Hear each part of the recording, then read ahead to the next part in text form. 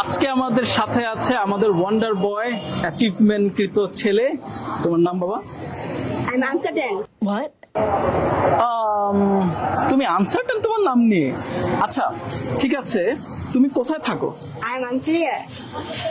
Unclear? আরে বুঝলাম না কিছু। ওকে আমি প্রশ্ন জিজ্ঞেস করতেছি, অবশ্যই আনক্লিয়ার, আনসার্টেন। আচ্ছা তোমার গ্রামের বাড়ি কোথায়? I'm hesitant. You're hesitant? अरे कहना क्या चाहते हो?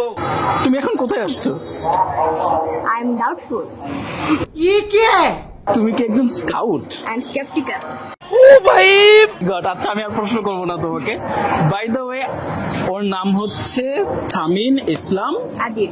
আদিব। আমরা আদিবের কথা থেকে কিছু সেন্টেন্স শিখছি, যে সেন্টেন্স গুলো আসলে বলার প্রয়োজন পড়ে কখন, যখন আমরা বলতে চাই I am not sure, right Adib? Yes.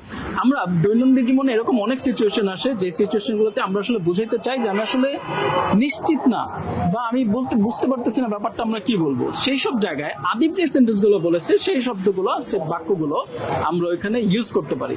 আমি একটু মনে করাতে, আদিব তুমি দেখবা হচ্ছে কিনা আমারটা, ওকে? Okay. আচ্ছা, প্রথমটা আদিব বলেছে I am uncertain, is it? Yes. Okay, very nice.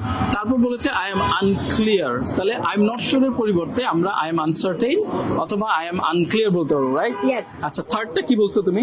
I'm hesitant. I am hesitant. Hesitant মানে হচ্ছে I am not sure.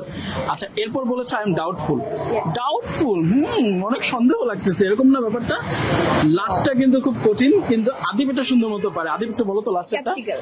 Sceptical. যারা যারা শুনছেন, উচ্চারণটা স্কেপটিক্যাল না হয়ে এটা হবে স্কেপটিক্যাল, ক দিয়ে হবে, রাইট? সো আমরা আজকে শিখে নিলাম আই এম নট শিওর এর পরিবর্তে 5টা ভিন্ন উপায়ে যে ক্ষেত্রে আপনারা বলতে পারবেন আই এম নট শিওর কিভাবে বলা যায়।